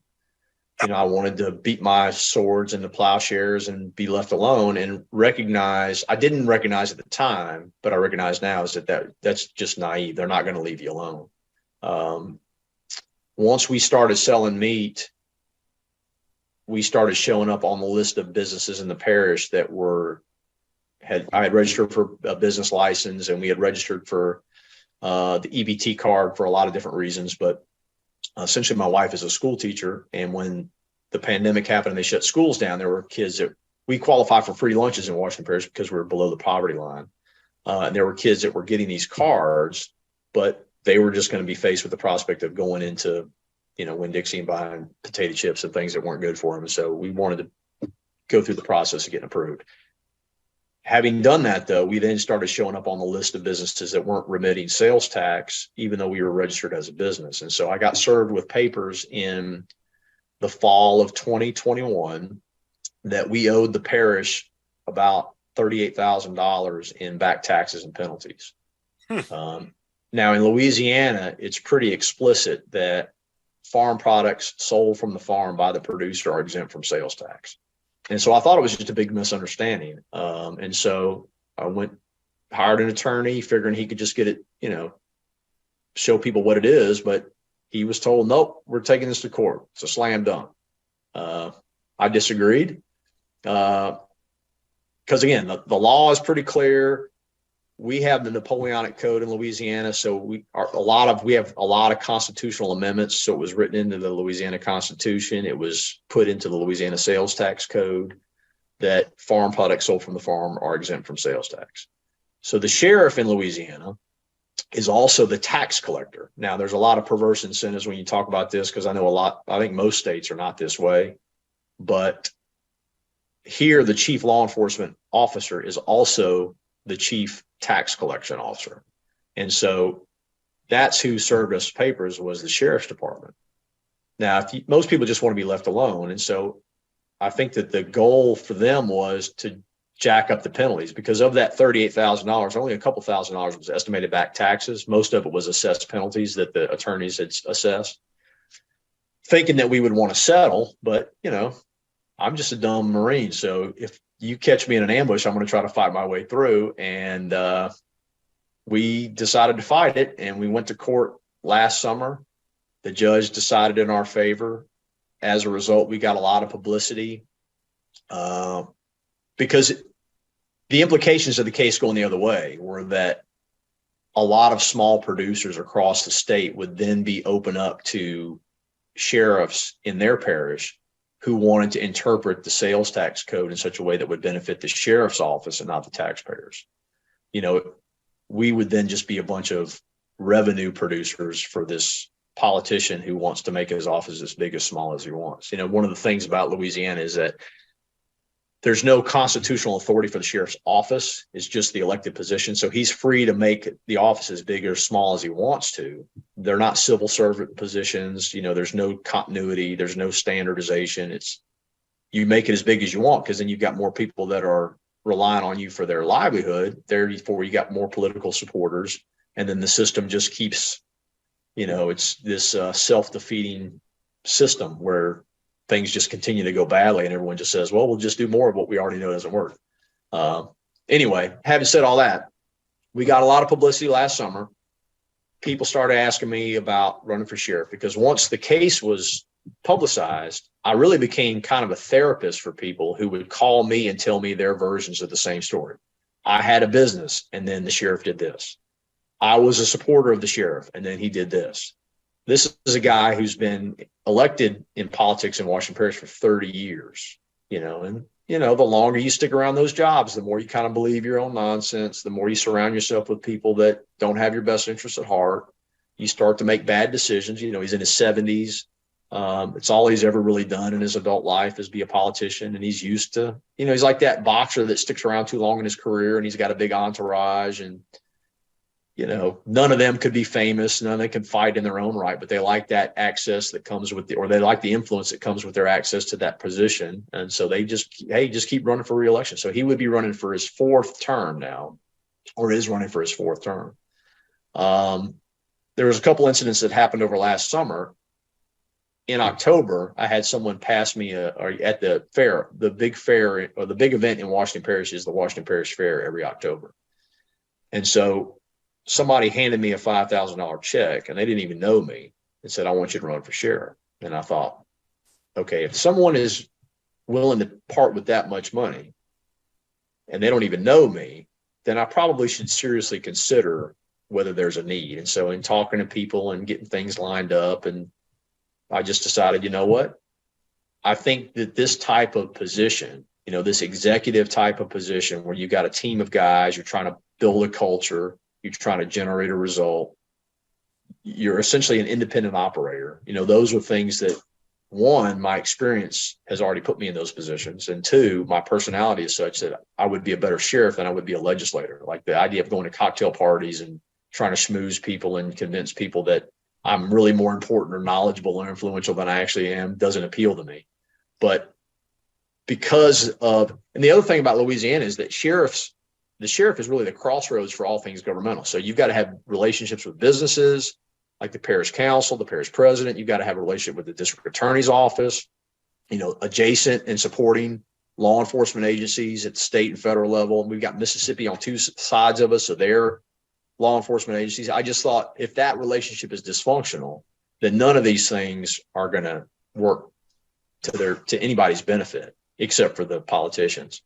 And the other thing is that as you watch the world fall apart around us, and we've kind of alluded to that already, the only solution is to think locally and act locally.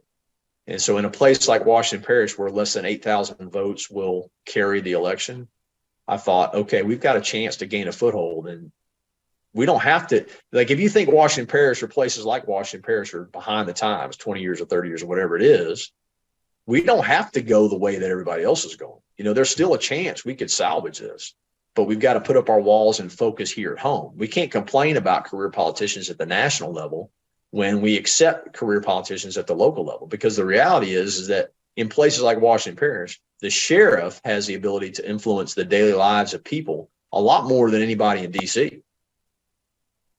Yeah, no, 100%. And I love the fact that this is a cause that's personal to you. I mean, it's personal to you, but it's actually like literally physically personal to you because it was an assault on your livelihood. Yeah. It's not just personal because there's some sort of nebulous or emotional feeling behind it. It's legitimately trying to destroy your livelihood and your family. So I certainly appreciate that. And I think it's great. I mean, look, we've said this a million times. We need more veterans in elected official spots. We need more veterans across the board, because at the end of the day, it's guys like you that will make a difference. You'll make changes. And oh, by the way, guess what? You'll listen. Like, shockingly, veterans have this quirky little thing. Most of us do, at least for the most part, where when someone brings a good idea, we're like, you know what? I didn't think of that. Let's try it that way. Right. Hey, right. I don't have to know everything. I have people who work for me who help me understand. So, there's a whole lot of good reasons why veterans should be holding elected office, even at the lowest levels. Doesn't have to be congressman. Doesn't have to be a senator. Doesn't have to be president. No, I think especially at the local levels, yes. Because your ability to influence things, I mean, your position, you're going to have the ability to influence things well beyond just the local level if you are an example to other people. Like not taking even into account the fact that you can influence things at the local level, you're going to have an immediate impact, right? What impact are you going to have at the national level? It's going to be indirect at best. But here at the local level, like I said, we really have the ability to influence people on a daily basis. And the good thing about being a veteran is that early on, you start to learn that you can't be an insecure personality and survive very long in the military. So these politicians that are just completely insecure, they're not confident in their own abilities. They've never really done anything. It's a shame of our system that the skills it takes to get elected are not the same skills that it takes to govern effectively. And a lot of the people that are drawn to these types of positions are not really cut out for the positions that they're elected to serve in. I just didn't think that applied to me because I've been told I'm not that good a lot of times. I've gotten used to it, believe me. Well, where can people go to support if they want to? Well, you can go to sheriffjasonsmith.com. That's probably the best way. Financial contributions are always welcomed. But that's our website. We've got a Facebook page as well under Sheriff Jason Smith. But just go in there and look us up. I think you'll be pleased with what you find. And, we use the support from anywhere. It's easier to support us. I can imagine that most people would not take much interest in a small political race in a place they've never heard of. But in this case, we are trying to fight the good fight. And if you're worried about the way the world is going, you can help us gain a foothold and be an example to other people. So please, sheriffjasonsmith.com is probably the best way to find us. And the election is this coming November? The election is in October, yes. October, sorry. Okay. All right. Yep. Listen, what we said earlier in the show, somebody tell that guy, that sheriff who's been elected for 30 years, that guess what? Hey, you didn't fail just because you lost this election. We just put you in retirement. There you go. That's right. That's right. He's not failing because he didn't beat you. He's succeeded for 30 years, and now it's time to go do something else. That's right. It's just his time. That's it. That's it. Just his time. Well, look, I mean, amazing story. Yes, you're probably more humble than you need to be about what you accomplished in Iraq and what you and your fellow Marines did, because it's pretty impressive. So I just want to thank you for sharing that and highlighting some of the work that you guys did while you were there. And again, wishing you much success in the election. I think it's a great thing what you're doing. I think it's great that, there are people who are willing to stand up for the things that they believe in. And again, like as I said earlier, it's okay to be a dissenting voice in the room. It's okay to say, hey, this isn't right. And we need to look at a different way of doing things and not be pushed away because groupthink is winning out the day. Right. No, I think that's right. I think there's a lot to be said for that, but I continue to wish you the best of success going forward. Continue to make good steak, worst case scenario, and send me one because who doesn't love beef? It's what's for dinner. Well, you'll have to get down here for the VIP tour. We'll hook you up with beef and lamb and honey, and we'll get you some crawfish too. It'd be good. No, I've never had a crawfish. I've seen. So you got to come. You got to come now.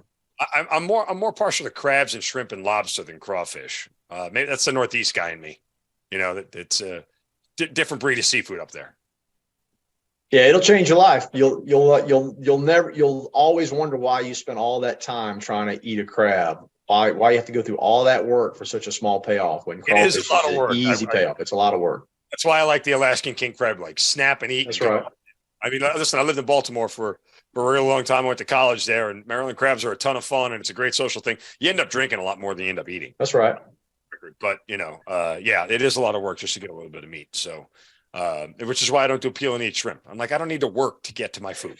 Just give me the thing to dunk and go, So anyway, we digress. We've had 8 different podcasts. Another podcast. Right. We've had 8 different podcasts on this show along the way. Again, sheriffjasonsmith.com, the way to go. Guys, help out, donate, please.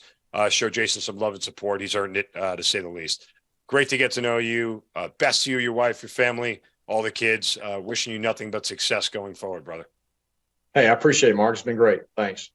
Jason Smith, thanks for being part of the Hazard Ground. You've been listening to the Hazard Ground Podcast, hosted by Mark Zinno. If you have an interesting story to tell and you'd like to be on the show, send us an email at producer@hazardground.com. And if you like the show, don't forget to subscribe, rate, and review on Apple Podcasts. Thanks for listening. We'll see you next time.